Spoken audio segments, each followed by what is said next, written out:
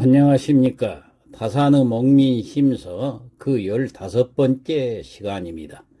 문장을 보겠습니다. 시일 발령이 수건사이면은 여민 약속하고 수어 문에 지설하야 특현 일고하라.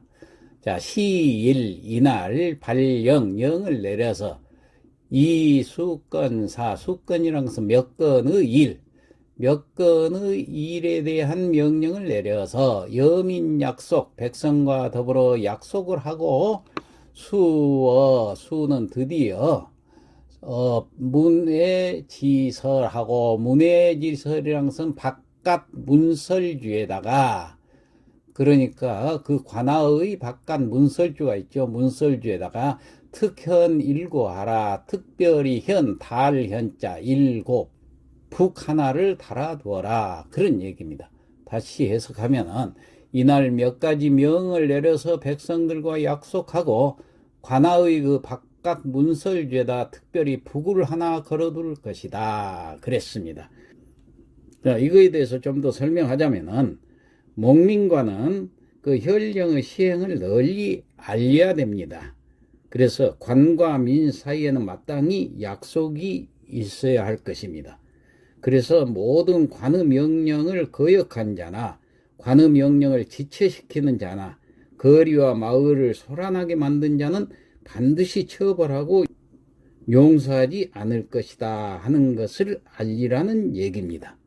자, 그 다음 문장을 또 보겠습니다. 시일 강목인 기과하야 반우 재양하니라.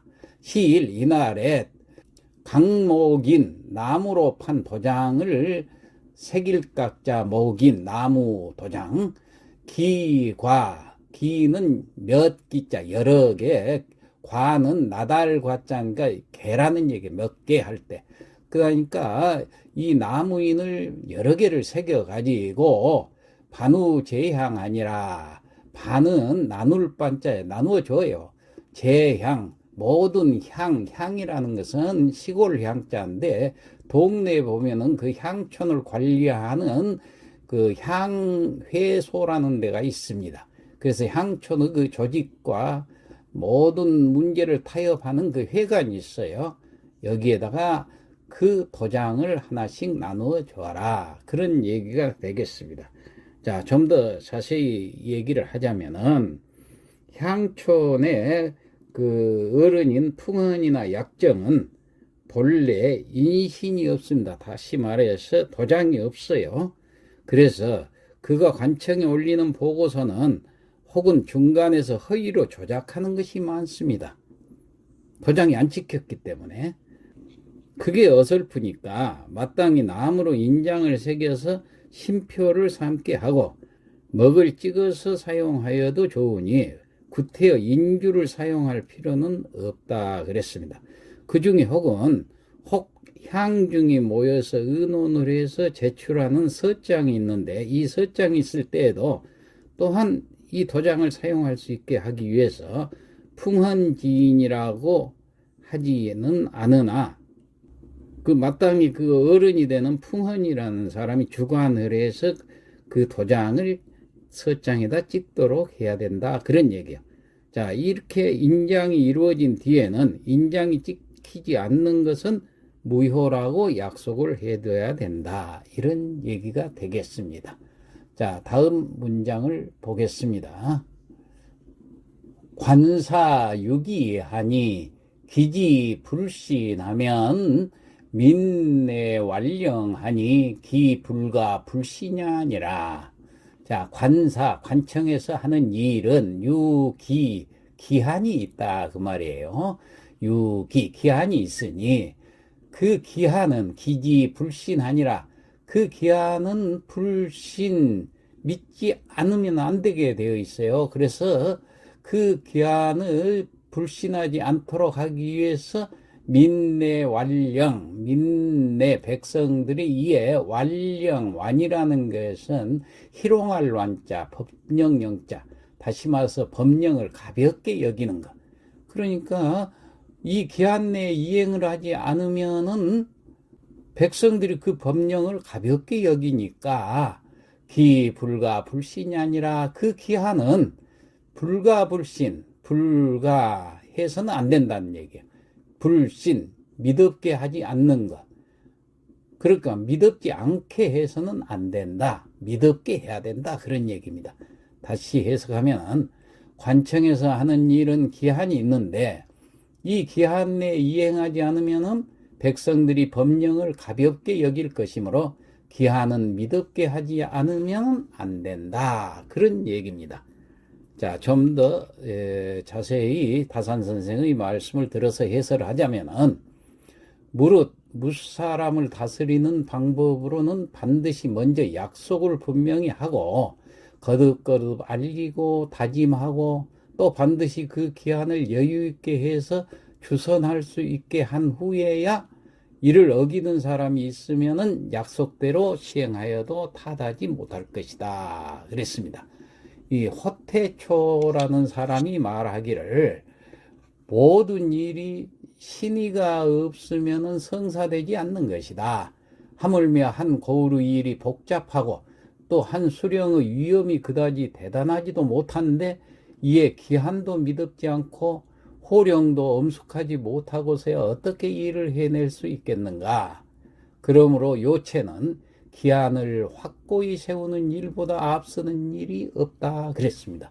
그러나 사정이 각각 다르므로 2번, 3번 연기해 주되 기한을 연기하는 것을 3번까지도 연기하고도 이행하지 않으면 그 벌은 마땅히 엄해야 한다. 이렇게 말을 하고 있습니다. 또 말하기를 현의 관하에서 50리 이상 떨어진 곳은 7일로 기한을 하고 그 이하는 5일로 하되 먼저 그 멀고 가까움을 상고하여서 미리 규칙을 세워야 한다. 또 일찍 하는 청리로 하여금 책상머리에 붙어서 즉시 기록하게 해서 뒷날의 참고가 되게 하며 이를 어긴 사람은 벌을 주어야 한다고도 했습니다. 한연수라는 사람이 있었는데 이 사람이 영천 태수가 되었을 때 조부를 거둘 때, 조부라는 것은 곡식에서 나는 그 토지에서 나는 세금을 얘기를 합니다. 이 거둘 때는 먼저 그 기일을 포고하고 그 기일에 맞추는 것을 중요한 일로 삼으니 아전과 백성들이 공경하고 두려워하여 이에 따랐다 했습니다. 여기서 한연수라는 사람은 우리나라가 아니라 중국 한나라 사람입니다. 그리고 여기서 영천이라는 것은 우리나라 영천 지방이 아니라 중국 하남성에 있는 고을 이름입니다. 그 다음에 또 중국에서 있었던 고사를 다산 선생이 또 여기 인용을 했네요. 정공이라는 사람이 주의 지사로 있을 때요. 정공은 중국 북송 때 사람입니다. 이 사람은 아주 유명한 문장가예요. 그래서 당송 8대가의 한 사람입니다. 이 정공이라는 사람이 주의 지사로 있을 때 완급을 헤아려 기한을 정해주고 기한이 다하기 전에는 다시 독촉하는 일이 없었다 했습니다. 기한이 다하고도 이행하지 않으면 그 죄를 법으로 다스렸다 그랬어요. 기한과 일이 서로 맞지 않으면 기한이 촉박한 것을 말합니다. 그랬을 때는 각 현의 의견을 들어서 따로 기한을 정해주고 그래도 어긴 사람은 벌을 주어서 용서를 하지 않았다 그랬어요. 이에 감히 일을 게을리하지 않고 모두 기한 안에 이루어지게 되었다. 또 서구사라는 사람이 구용현이라는 현령이 되었는데 이 서구사도 어떤 사람이냐면 중국 송나라 때 사람입니다. 이 사람이 구용현이라는 구용현은 지금 그 중국의 강소성에 있는 고을 이름입니다. 여기 현령이 되었을 때 소송 심리에 매질은 10대를 넘지 않았고 또 여러 가지 세금의 독촉에도 미리 기한을 정해 두고 기한이 넘으면은 마을의 그 어른들로 하여금 체포하게 할 뿐 관가의 하인들이 나가서 체포하지 않았다고 그랬습니다. 그만큼 백성들을 보살폈다는 얘기죠. 자, 오늘 여기까지 하고 마치도록 하겠습니다.